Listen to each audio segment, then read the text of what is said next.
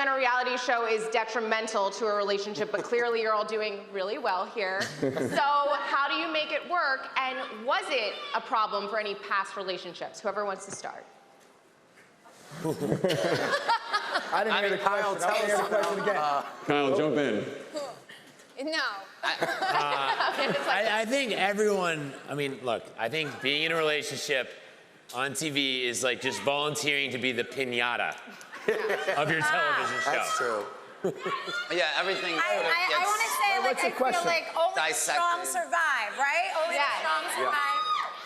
Joe and I have been on reality TV for 13 years. And I think we're doing pretty good with all the rumors and all the nonsense. I think we've pulled through, but at the end of the day, we make it about family, and you have to stay strong together, and you have to read the comments with like a, you know, you can't pay attention to everything. Well, and if you make it through this, you're gonna be okay. Yes, Like if you guys start and go through it on reality TV, you're gonna have a really happy future together, I think. And of course, you always have to talk about the one thing you don't want to talk about.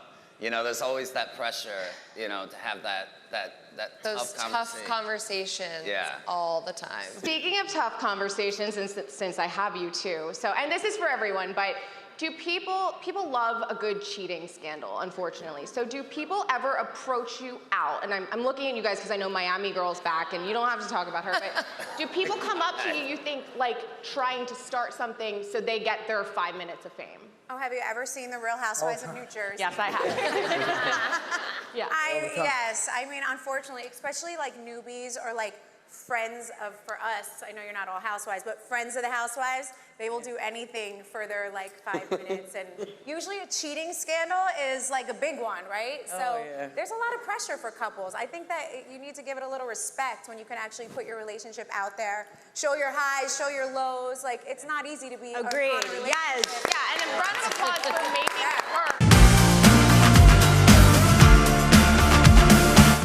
All of you have dealt with your fair share of drama. You guys, how do you do the family drama, and like how do you move on from it and continue to be successful and happy in your current relationship? There's an actual relationship that we are navigating, and there are times when we do butt heads. And there are those thoughts, okay, part of me wants to eviscerate this person. If I'm truthful, but still at the end of the day, she is a real person, he is a real person, and you are working towards the same goal.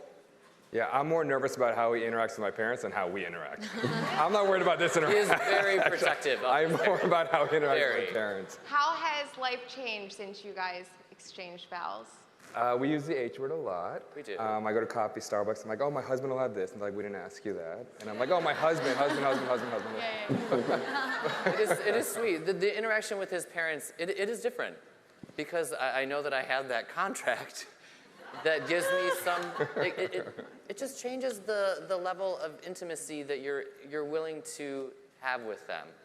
It really does. And on your show too, I mean, that was a big deal, sharing the engagement and the marriage with your parents who you didn't know how they were going to react. So what was that like for you guys going into that? It was, ups and downs. Part of me proposing to Nicholas was kind of solidified, okay, he's gay, he's going to be with a man, it's not going to be a woman, it's not going to be a daughter-in-law, so it's definitely an adjustment, if she's going to have a son-in-law instead of a daughter-in-law. And there are parts of that they're difficult. I mean, the life that we're living isn't necessarily the dream that Amrit's parents envisioned for Amrit. Dreams change, and that's okay. And you're allowed to have a reaction. That said, that natural reaction to him asking or telling his parents, hey, I'm going to ask Nicholas to marry me. The reaction, it hurt. It hurt. But how about now? We're way better now. We're in a good place. We're evolving.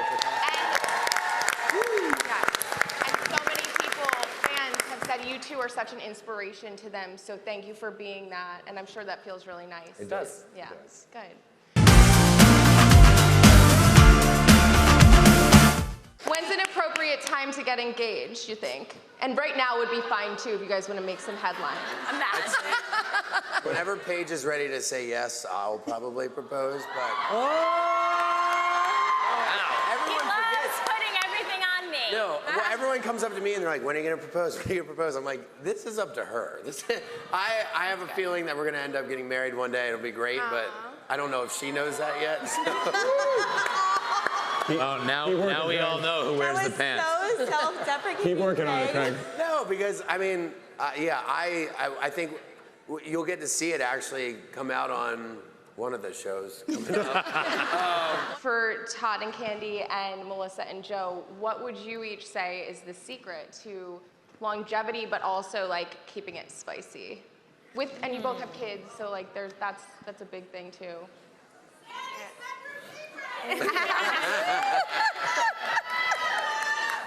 Tell us, Kandi. Now I want to. Oh, well, I mean, of course we pull out a little bedroom candy every now and then. Yes, that was my next question. Do you use your own products? Yeah, of course. Okay, good. But no, I mean, we just like to keep it spicy every now and then. We have fun, you know. Just whatever the moment calls for. Yeah. A key to a successful marriage is you got to just never stop dating.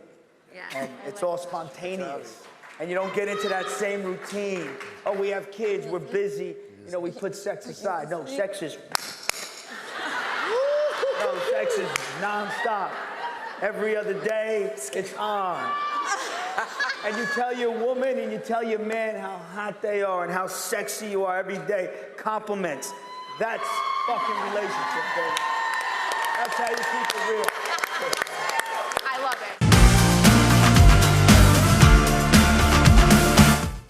Do you feel that there is competition to be the best Bravo couple? And Craig, I'm looking at you because I feel like you've made a few comments about being. What did you say? I'm sorry. I just watched the Southern Charm What reunion. did someone say I said? Yeah. What it? Well, that never happened. Okay. Who's the best Bravo couple? What? No, it wasn't even about couples. In our house, we are the best Bravo couple. Okay. But in the world. No, I think, look, I love being on this panel because these are some of the only people in the world that we can relate to in this moment. People are constantly trying to drag you down or tear you down. No one likes, or misery loves company, you know? And people don't like to see people be happy. And I think everyone I'm on stage with right now is really happy with their person. And all that does is put a target on your back for everyone else that we're with. So. You know what? When you're true to yourself, there's no way you can be second best. I said when you're truly yourself, there's no way you can be second best. Well, wait. I don't know So what raise that your means. hand though, if you think that you're like in the running for the best. Well, I think that's a silly. What does that even mean? Like I think we're all great. Yeah. Okay. Fine. You're all the best couple. We'll move on. Yeah, exactly. Fine. Yeah. I'm gonna go down the line. Who would you want to go on a double date with on this stage? Well, that's good. I would want to go on a double date with every couple on this. Yeah.